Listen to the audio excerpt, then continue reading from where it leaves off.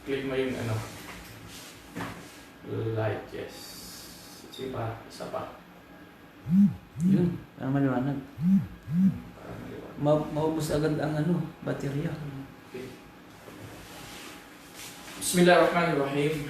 Alhamdulillahi rabbil alamin. Alhamdulillah alladhi hadana li hadzal din wa ma kunna linahtadiya laula an hadana Allah.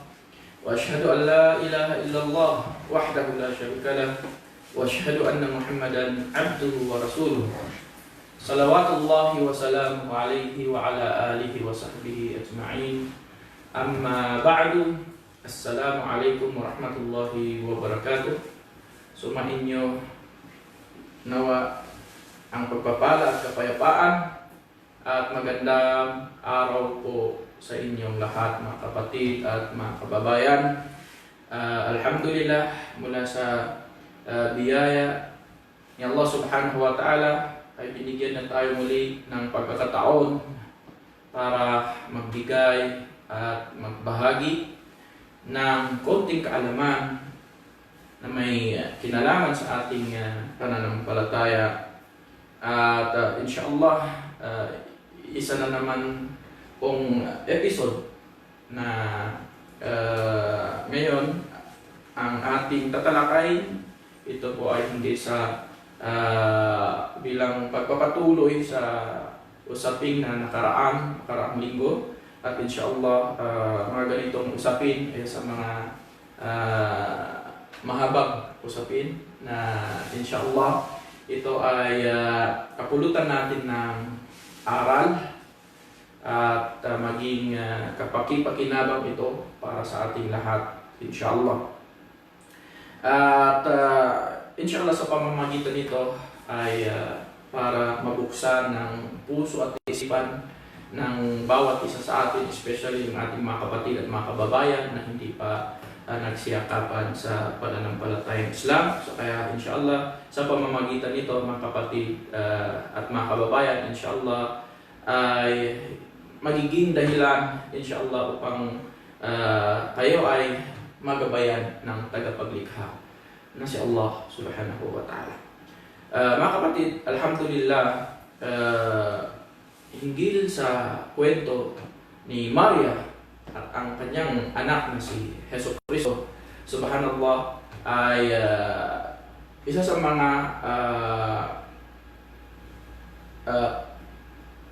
kwento na banggit sa banal na Quran, na kung saan ang kwento na ito ay nagpapatunay, nagpatotoo sa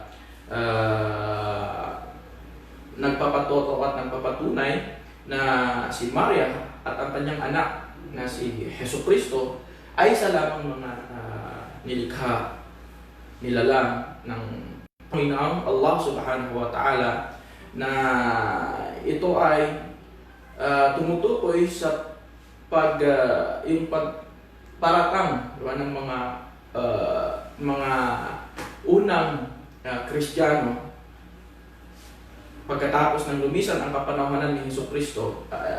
Alam natin na binago nila ang katuruan ni Hesus Kristo. So kaya naman dumating ang Quran, ang huling kapahayag upang iwaksi ang ganitong paratang sa kanila na paniwalaan na si Hesus Kristo siya ay Diyos o di kaya anak ng Diyos. So subhanallah, sa Quran, mga kapatid at mga kababayan,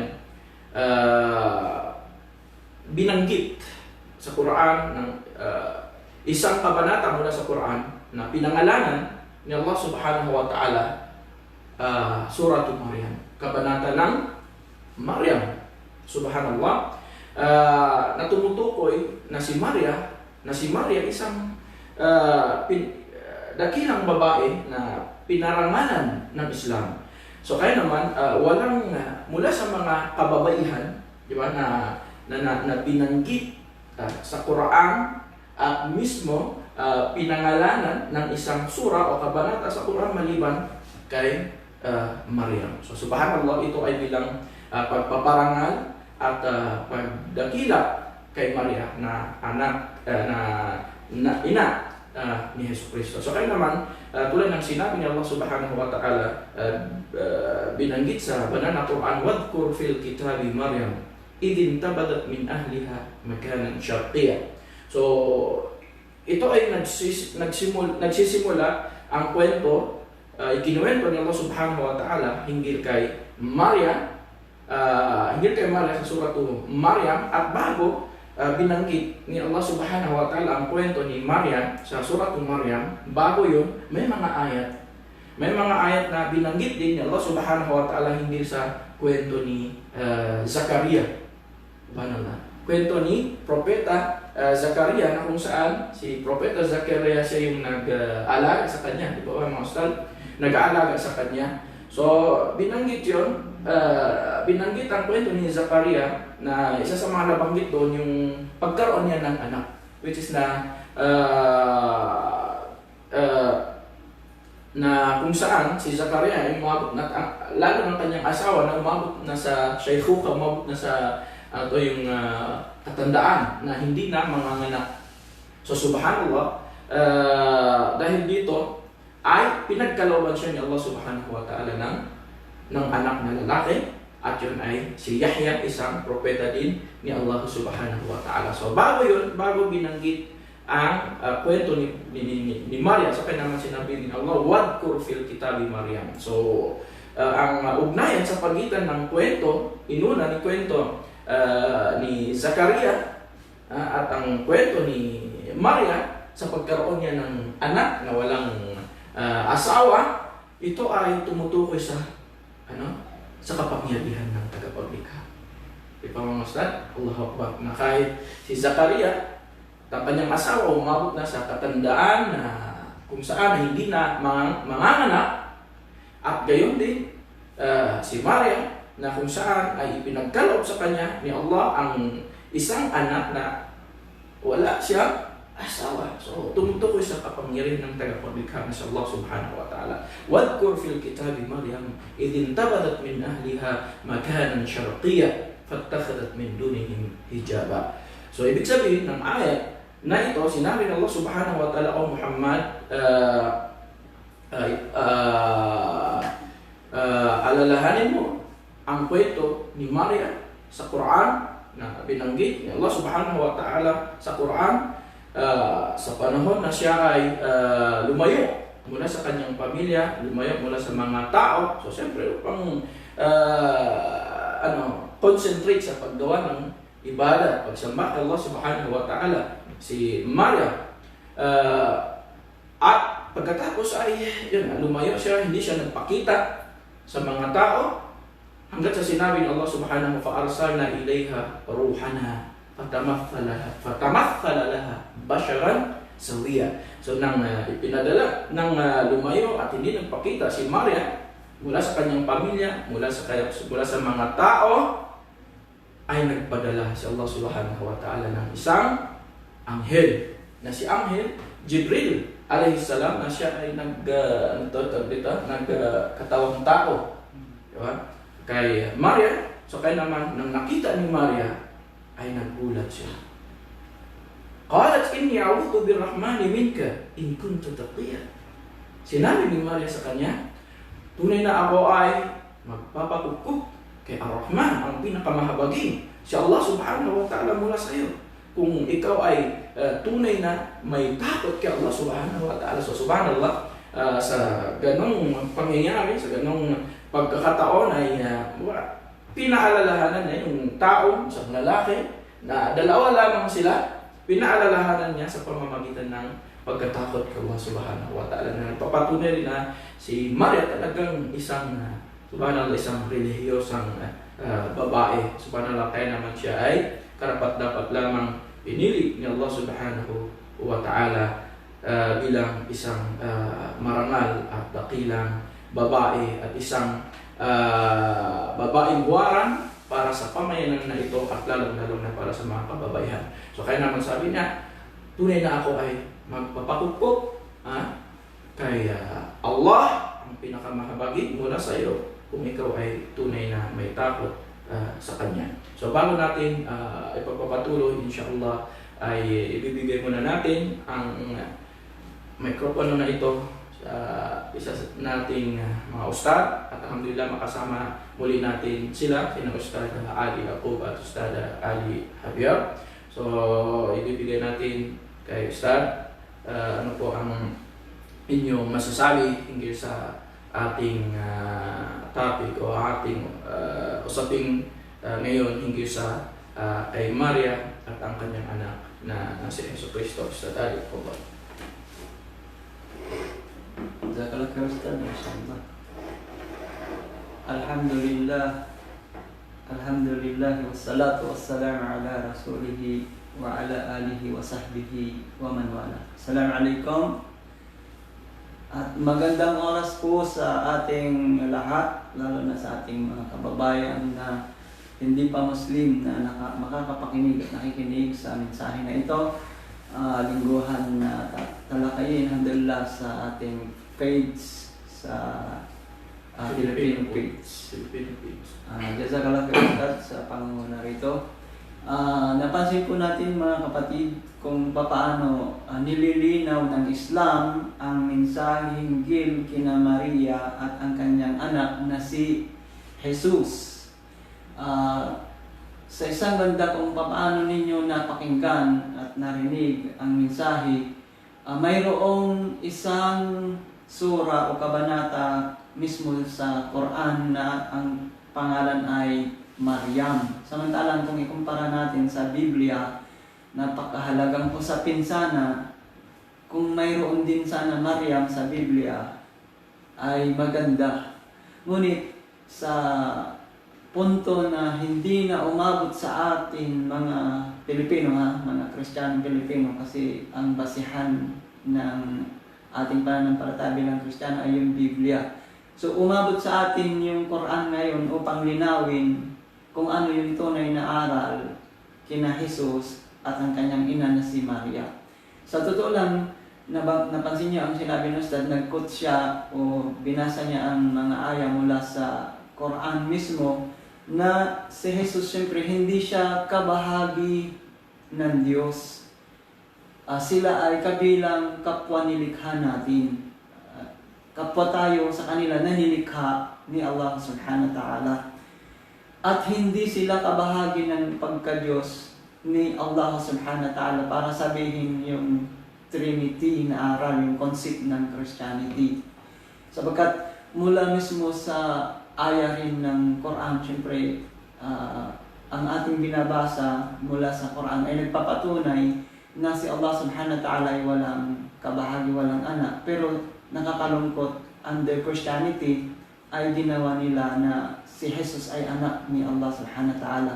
O kaya dumadalangin sila bukod pa kay Allah subhanahu wa ta'ala o tagapamagitan ang mga kung saan kanino man sila dumadalangin, katulad nga ni Virgin Mary o ni Jesus mismo, ginawa nilang tagapamagitan. At nililinaw ito ng Islam mula sa mensahe ngayon na patuloy ng mga nakaraan, hindi nga kina Maria at kay Jesus. So, si Allah subhanahu wa ta'ala wala siyang kabahagi, hindi siya nagkaroon ng anak. Alam po natin yan sa Suratu Al-Ikhlas, Quran 112 verses 1 hanggang 4. A'udhu billahi minasyaitanir rajim. Bismillahirrahmanirrahim. Qul huwallahu ahad, Allahus samad, lam yalid wa lam yulad wa lam yakul lahu kufuwan ahad. Sa kanyang pinakamalapit na kahulugan na si Allah subhanahu wa ta'ala ay nag-iisa. Siya ang sandigan ng lahat ng kanyang mga nilikha. Siya ang tagapagtustos, hindi siya pinanganak at hindi nagkaanak. At sa kanya wala nino man maihahalin tulad. So, malayong naisip natin na si Jesus ay kabahagi siya o siya mismo ang anak. Katulad ng angkin ng ating mga kababayan, yung Trinity concept. Kung katulad ng iba pa na ibinabato nila na mayroon din daw Trinity na mababasa sa Quran, nagkakamali po kayo.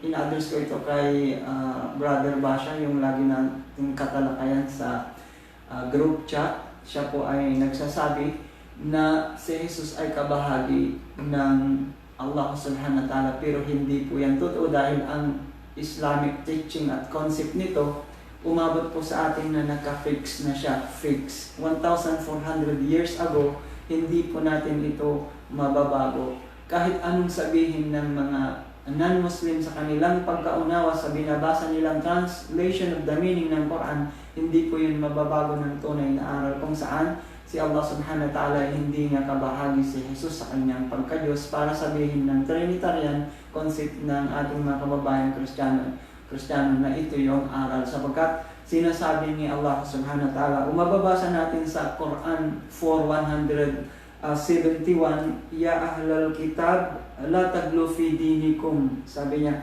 o kayong mga angkan ng kasulatan. Ang tinutukoy dito ayon sa mga pantas ay silang mga Hudyo at Kristiyano. Huwag kayong maging palalo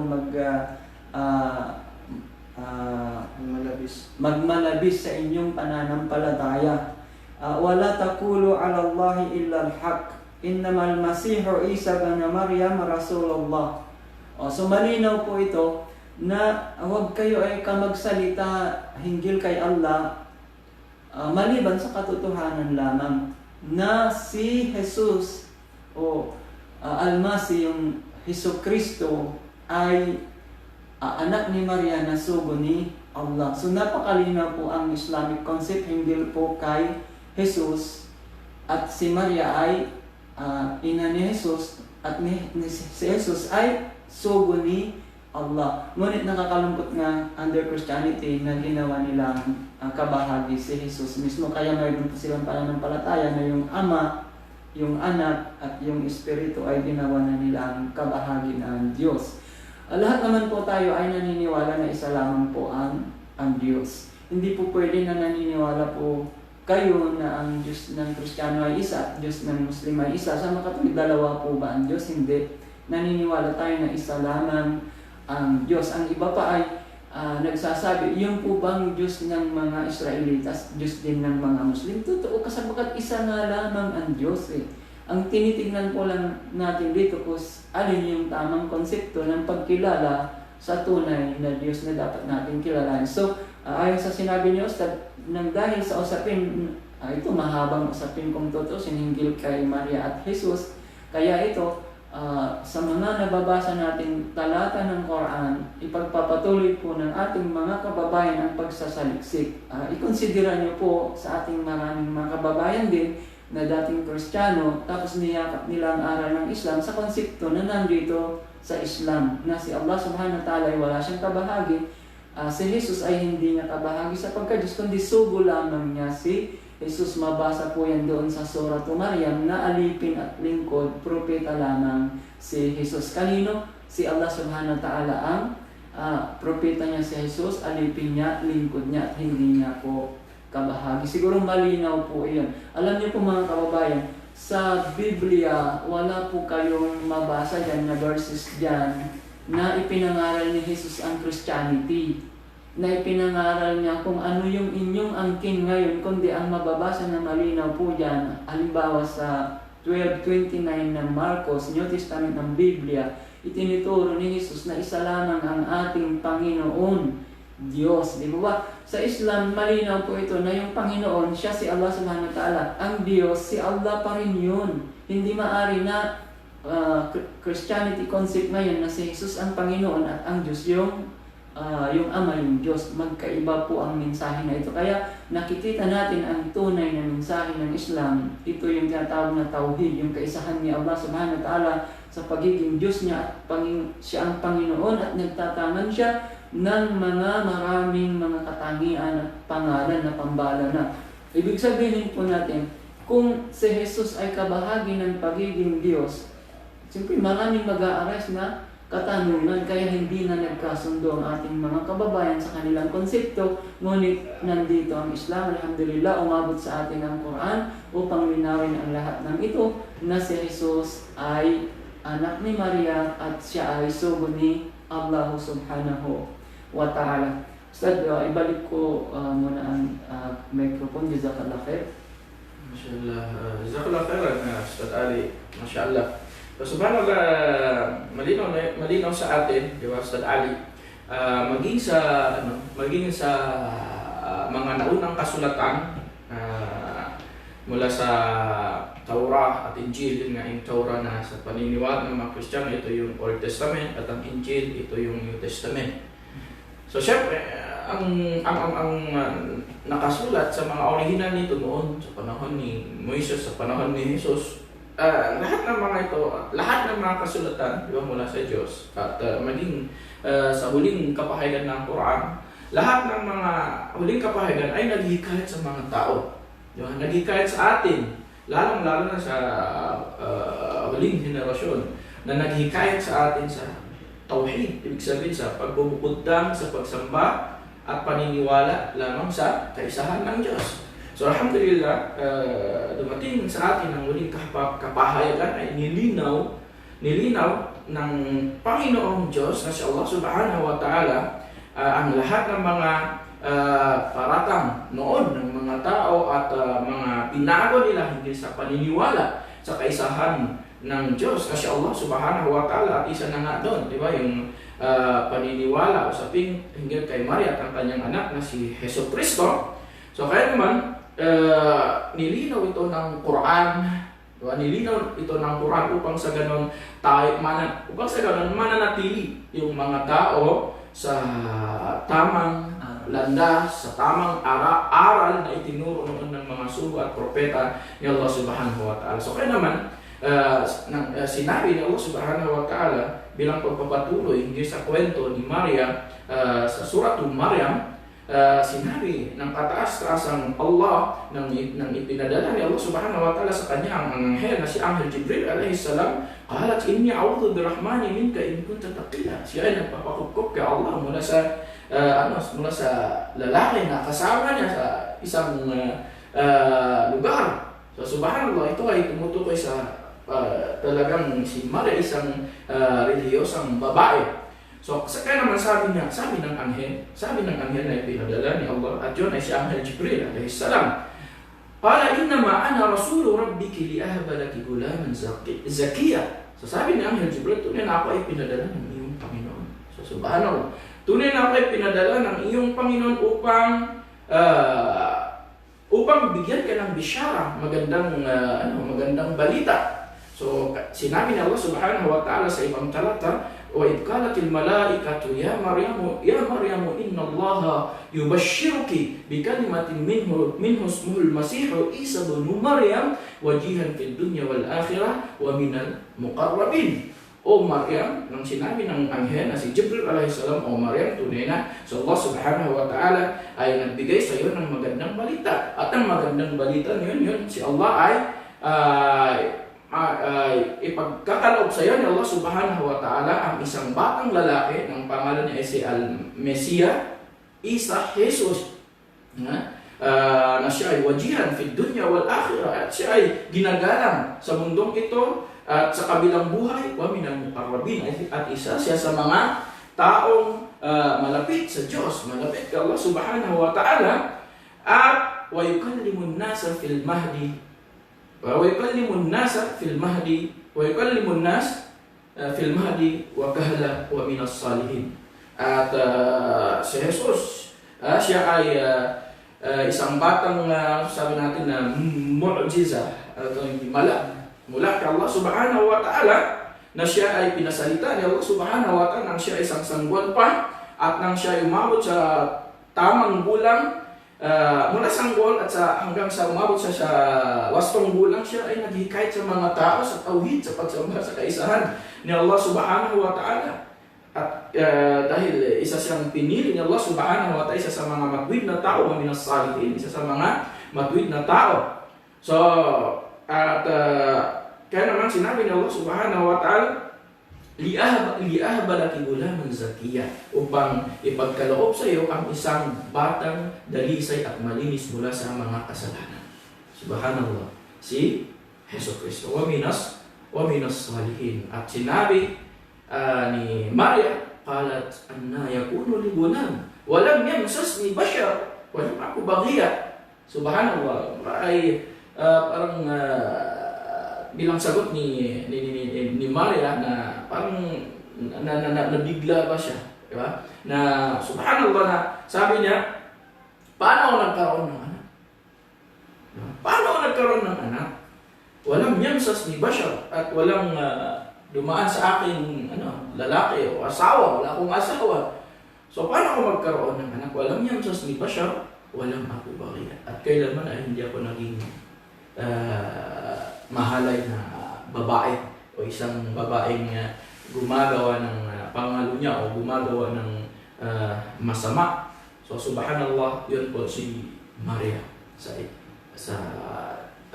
sa pagkilala ng mga Muslim sa Islam. Isang babaeng marangal, isang babaeng perpekto, di ba? Isang babaeng napaka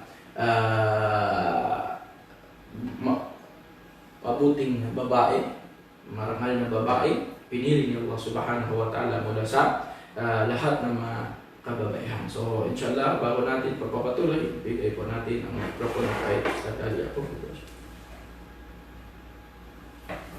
Bismillahirrahmanirrahim. Alhamdulillahi rabbil alamin wassalatu wassalamu ala nabiyina Muhammad wa ala alihi wa sahbihi ajma'in. Amma ba'd. Una sa lahat, mga minamahal namin mga tagapakinig at mga kapatid sa pananampalatayang Islam, narito naman muli tayo upang tayo ay sumaksi at makinig sa programang ito na kung saan ang tinatalakay natin ay may mga mahalagang kaugnayan sa ating pananampalataya bilang mga Muslim. Hindi lamang po para sa mga non-Muslims ang dapat makinabang rito, bagkus tayo rin ng mga Muslim na. At lalo-lalo na ang ating mga kapatid na kayayakap lamang sa Islam upang lalong mapagtibay ang kanilang pananampalataya sa Islam. So mga kapatid, sa pananampalatayang Islam, alam po natin na ang mga tao hinggil sa pananampalatayang ito, ang tinutukoy natin dito, ay ang istorya kay Maryam o ni Maria at ni Propeta Isa a.s. ay nahati ang mga tao sa tatlo. Ang mga tao sa pakikitungo sa paksang ito ay nahati sa tatlo. Unang mga tao, yaong mga taong nagmalabis o sumobra sa kanilang pananampalataya, paniniwala sa mag-inang ito. Bakit po sila sumobra? Sumobra po sila dahil inilagay nila sa lugar na hindi dapat paglagyan. Itinuring nila ang dalawang ito, binigyan nila ng katangian na katulad ng katangian ng Panginoon, ang Allah subhanahu wa ta'ala. Kanilang pinaniwalaan na meron silang kakayahan, kapangyarihan na katulad ng Allah subhanahu wa ta'ala. Meron silang katangian na katulad ng Allah subhanahu wa ta'ala. Kung kaya't nagawa nilang sambahin, nagawa nilang pag-alayan ng pagsamba, pag-alala, o dhikr, o kaya ay paghingi mula sa kanila. Nakikita natin na meron sa kanila na diritsahang tinatawag si Isa a.s. o kaya si Maria sa tuwing sila ay nasa kapaghihatian. Kapag sila ay nasa kahirapan o nasa pagsubok, diritsahan nilang tinatawag si Isa a.s.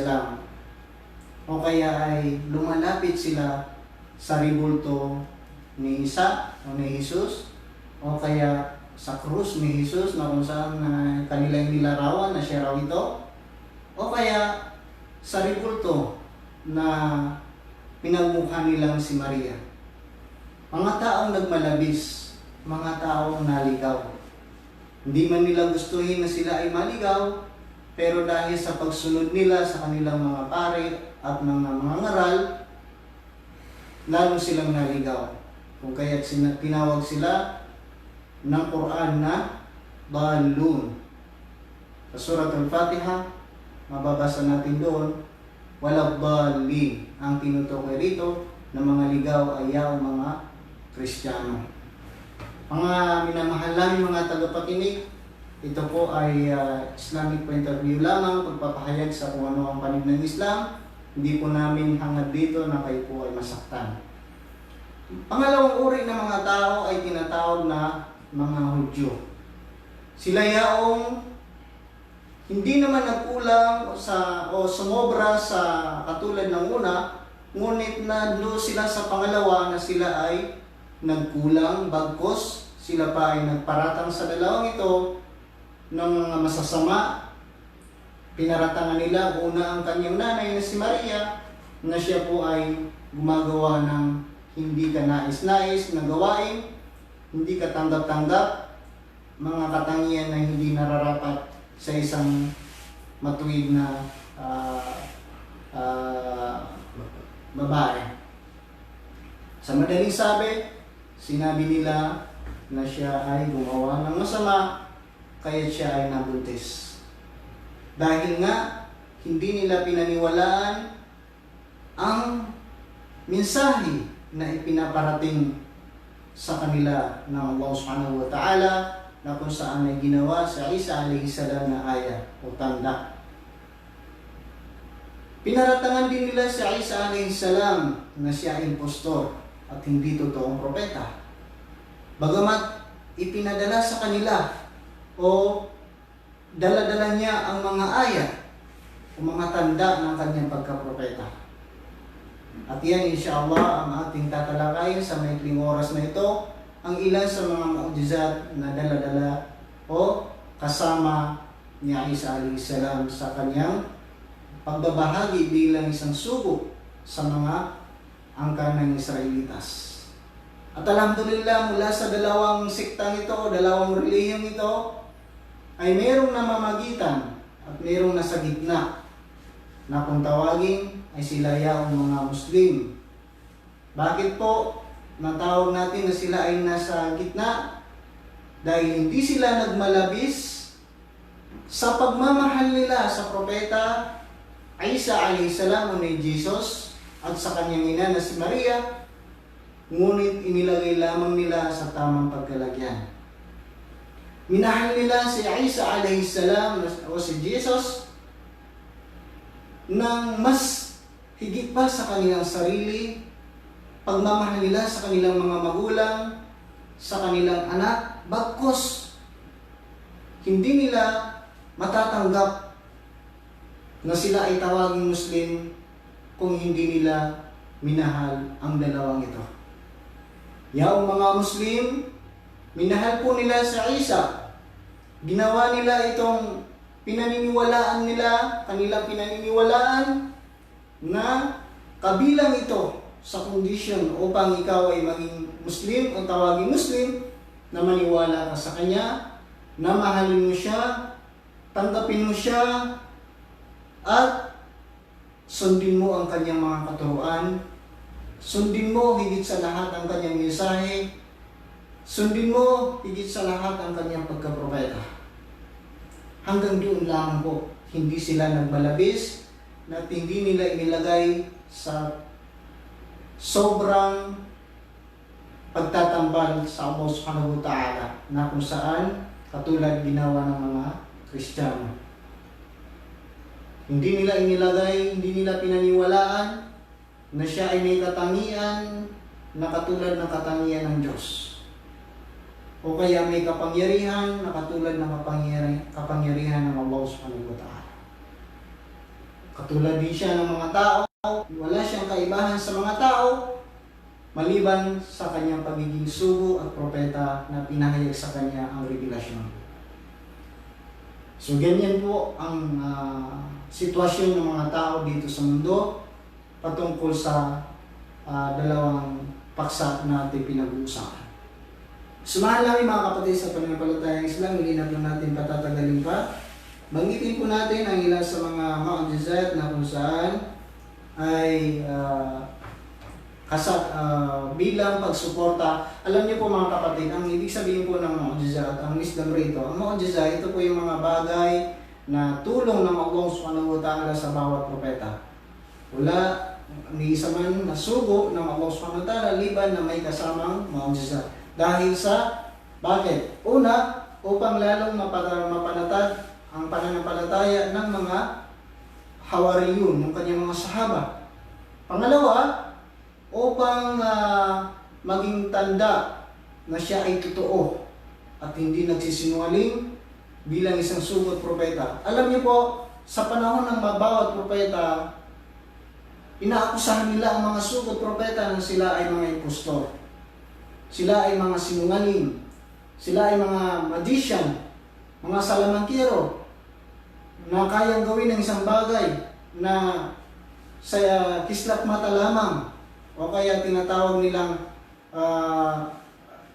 mga magic.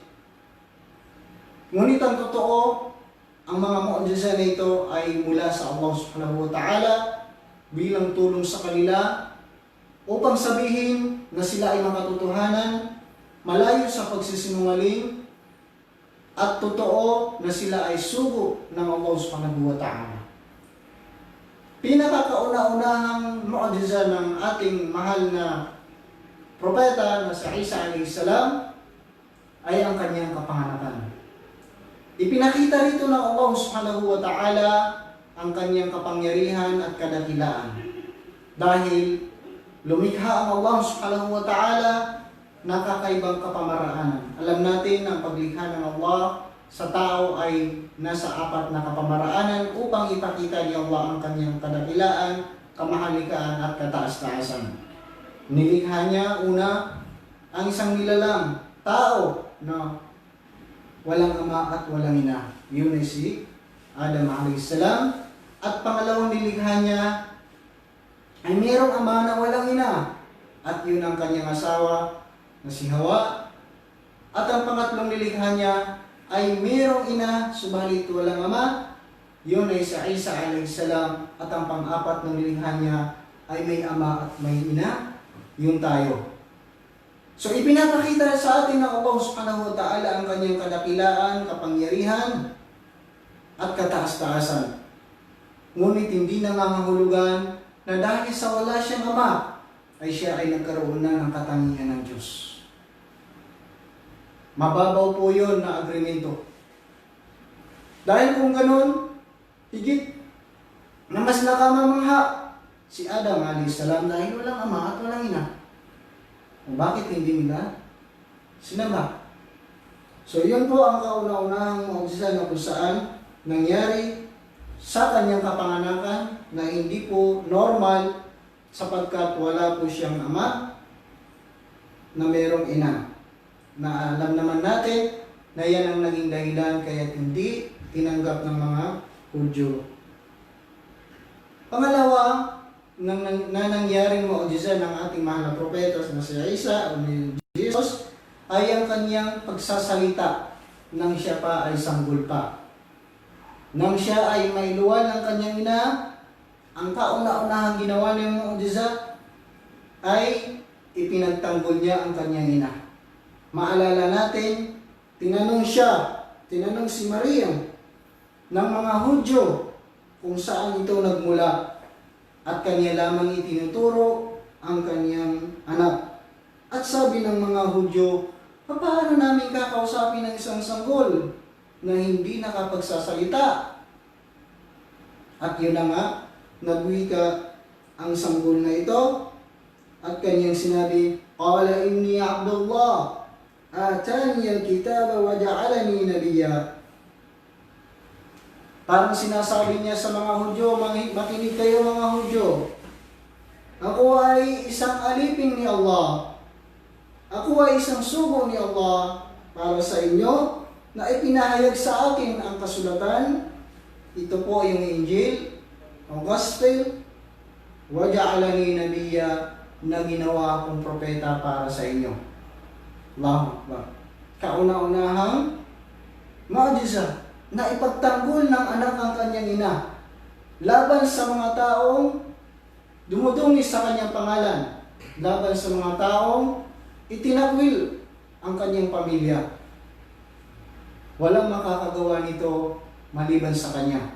Dahil ginawa siyang aya ng Allah subhanahu wa ta'ala, ginawa siyang tanda hanggang sa pagkagunaw ng mundo na kabilang siya sa mga dakilang propeta, sugo ng Allah subhanahu wa ta'ala. At nang siya ay magpahayag na sa mga Banu Israel nagkaroon na siya ng mga hawariyun at ang mga tao ay nahati sa dalawa. May mga naniwala na siya ay sugo at meron namang at yung mga hawariyun ang tawag sa kanila, mga apostol ni Jesus, at meron din namang hindi naniwala sa kanila o hindi naniwala sa kanya. Kaya nababanggit, merong isang sura sa Quran, aming iniimbitahan ang aming mga kababayan na basahin ang Suratul Maidah. Dito, humiling ang mga tao sa kanya na kung siya ay makatotohanan, ay humingi ng isang misa na punong-puno ng pagkain na mula sa Allah mismo, na mula sa paraiso. Ngunit dahil nga sabi natin na hindi pinapabayaan ng Allah ang mga sugo, ang mga propeta, na kung saan binibigyan sila ng mu'jiza, hiniling niya sa Allah subhanahu wa ta'ala na pagbigyan siya. At kitang-kita nila mula na kanilang mga mata ang pagbaba ng isang misa na punong-puno ng pagkain. Iyan ay pinatutuhanan, alam ng bawat relihiyon ng Kristiyano ang kwentong ito at ng relihiyong Islam. Maaaring mamaya, baka may share sa atin ang isang ating buting ustad, Sheikh Ali, ang hinggil sa usaping ito kung merong paano nabanggit sa Biblia ang usaping ito. And then, kabilang din sa mu'jizat ng mahal nating propeta na si Isa alayhi salam ay kaya niyang gumawa ng isang ibon na mula sa clay. Meron siyang tiknot dito. Meron siyang paalala. Ang bagay na ito ay hindi saganang atin, ngunit mula sa Kanya. Kanyang itinuturo ang Kanyang dakilang tagapaglikha, ang Allah subhanahu wa ta'ala. Kabilang rin sa Kanyang mga mu'jiza ay binigyan siya ng kapangyarihan ng Allah subhanahu wa ta'ala na makapaggamot. Kaya niyang gamutin. Pang-ilan, kabilang din sa mga mu'jizat niya Isa alayhi salam, kanyang kinukwento sa mga kasama niya o ng mga tao sa panahon niya kung ano ang nilalaman ng kanilang bahay, tulad ng kanilang mga pagkain at inumin at iba pa, na kung saan nabibigla sila kung paano niya ito nalalaman, kung ano ang kanilang mga nasa loob ng kanilang mga tahanan na hindi naman siya pumunta o pumasok sa kanilang mga tahanan. So mga kapatid sa pananampalatayang Islam, marami pang iba ang mga mu'jizat ni Propeta Isa alayhi salam, ngunit hayaan natin dito magtatapos ang ganitong usapin sa mu'jizat dahil marami pa sa ating mga guro ang may mga gusto pa silang i-share para sa atin at naway makinabang tayo lahat sa kanilang mga kaalamang binabahagi sa atin. Ibibigay natin ang mikropono sa ating muting Sheikh na Sheikh Saddam. Wassalamualaikum warahmatullahi wabarakatuh. Jazakallah khairan Sheikh Ali. So alhamdulillah, binanggit ng ating buting ustad, hindi nga sa al-ghulu, hindi sa pagmamalabis. So yan ay sa mga mahalagang kaalaman para sa ating lahat, ang pagmamalabis sa mga matutuwid na tao, lalong-lalo na sa mga propeta at sugo ni Allah subhanahu wa ta'ala, ang pagmamalabis sa kanila, maging sa pagmamahal. So kaya naman may mga tao na tinituring sila Diyos, Panginoon. Umabot sa yun nga, sinamba nila ang mga propeta, ang mga matutuwid na tao, tulad nga sa panahon ni Propeta Noah, di ba? Ustad Ali, na kung saan ang mga tao ay sinasamba nila ang mga matutuwid na tao. Sa panahon na yun mismo ay nagsimulan doon yung shirk, pagtatambal kay Allah subhanahu wa ta'ala. So kaya naman dahil dito, ang isa sa mga sinabi ng Propeta Muhammad sallallahu alaihi wasallam para sa ating lahat, la tatruni kama atratin nasara Isa ibn Maryam. Huwag ninyo akong dakilain tulad ng pagdakila ng mga Nasara, mga Kristiyano kay Hesukristo, na kung saan ay umabot sa pagdakila nila kay Hesukristo ay ginawa nila itong Diyos, di kaya anak ng Diyos. So yun, sinamba nila si Hesukristo.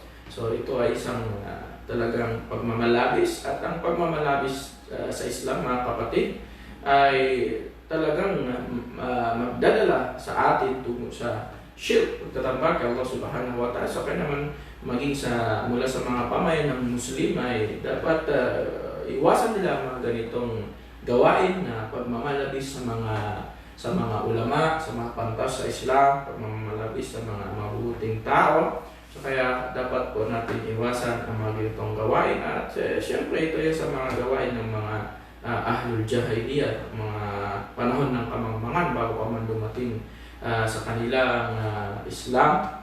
So at yun din, tayo bilang mga Muslim ay ginawa tayo ni Allah subhanahu wa ta'ala ummatan wasat, ummatun wasat, isang neutral na pamayanan, na kung ano ang mga sinabi ng kataas-taasan Allah ay dapat natin paniwalaan at sundin yun, especially na may kinalaman sa ating paniniwala at pagsamba kay Allah subhanahu wa ta'ala. So, subhanallah, kaya nga, di ba, ang pagkalikha kay Hesukristo ay isang pinakadakilang tanda mula kay Allah subhanahu wa ta'ala na tumutukoy sa kadakilaan at kapangyarihan ng ating Panginoon Allah subhanahu wa ta'ala. So kaya naman, nang sinabi ni Allah subhanahu wa ta'ala hinggil kay conversation ni Anghel Jibril at Maria, nang sinabi ni Maria kay Anghel Jibril, sinabi niya, walang yamsas ni bashar, walang ako bagya, walang dumaan sa akin asawa o lalaki, at gayon din ay hindi kailanman ako naging isang mahalay na babae. So sinabi ng Anghel Jibril a.s. Qala kadhalika qala rabbuki huwa alayya hayyin wa linaj'alahu ayatan linnas wa rahmatan minna wa kana amran maqdiya. So sinabi ni Anghel Jibril a.s. sa kanya, Maria, tunay na ang ito ay mangyayari. Ito ay mangyayari dahil isa ito sa mga nakasulat sa Lawhil Mahfuz, isa sa mga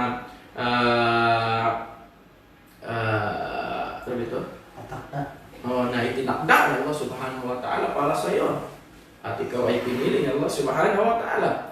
So kaya naman sinabi ng Allah, kaya naman sinabi ng Jibril a.s. Qala kadhalika rabbuki huwa alayya hayyin, dahil sinabi ng iyong Panginoon na si Allah subhanahu wa ta'ala, ito ay napakadali sa Kanya ang paglikha sa mga nilalang, sa mga tao. At bago ito, subhanallah, ay nilikha ni Allah subhanahu wa ta'ala ang isang nilalang na walang ina at walang ama.